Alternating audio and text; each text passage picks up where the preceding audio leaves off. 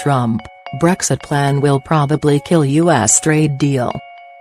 Donald Trump has said the UK will probably not get a trade deal with the US, if the Prime Minister's Brexit plan goes ahead.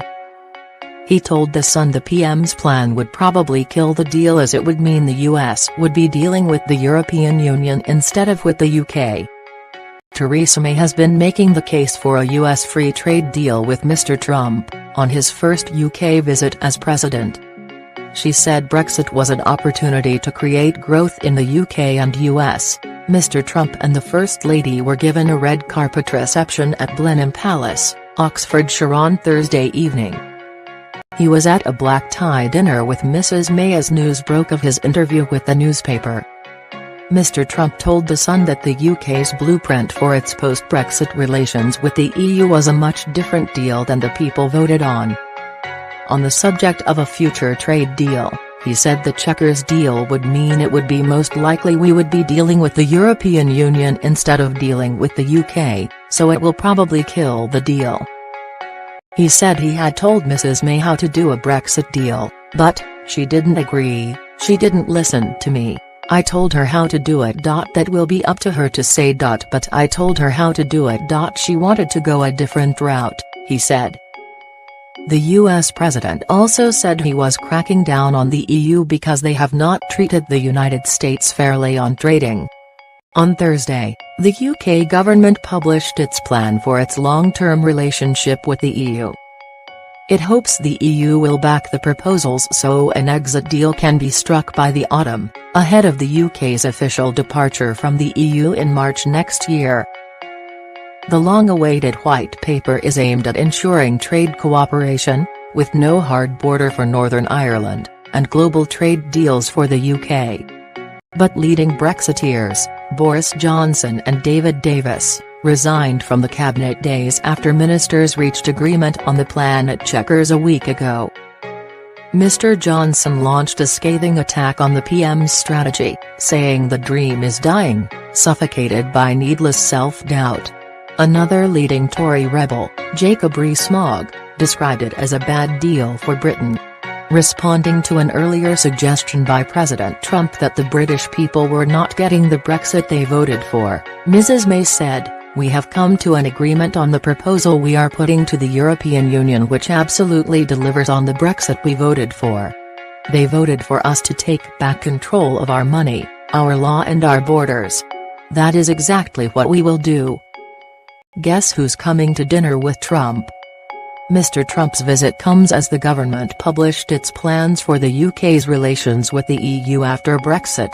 Earlier this week he said it was up to the people whether the Prime Minister stayed on after two cabinet ministers resigned over her Brexit policy.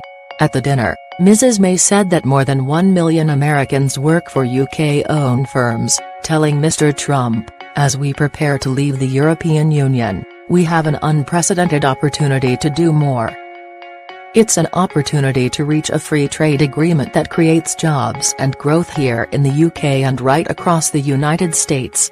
It's also an opportunity to tear down the bureaucratic barriers that frustrate business leaders on both sides of the Atlantic. And it's an opportunity to shape the future of the world through cooperation in advanced technology, such as artificial intelligence." The Trumps landed at Stansted Airport, Essex, at 13:50 BST before a helicopter took them to Winfield House in Regent's Park, where they are staying as guests of the US ambassador. They stayed there for several hours before traveling to the 18th-century palace near Woodstock for the evening's events.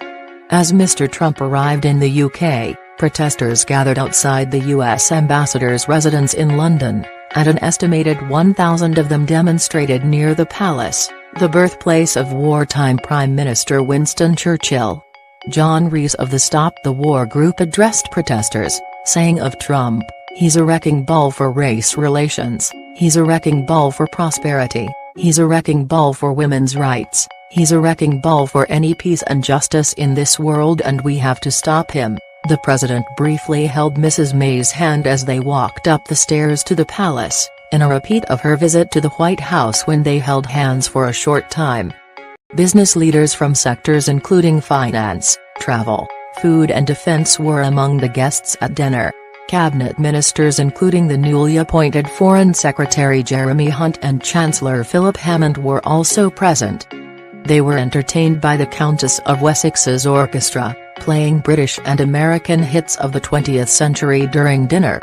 Only one person, the digital entrepreneur and philanthropist Baroness Martha Lane Fox, has publicly refused the invitation. They were given a best of British dinner, featuring Scottish salmon, Hereford beef fillet and strawberries with clotted cream ice cream.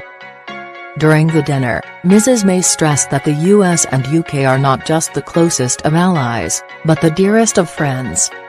On Friday, Mrs. May and Mr. Trump will go to watch a joint counter-terrorism exercise by British and US Special Forces at a military base.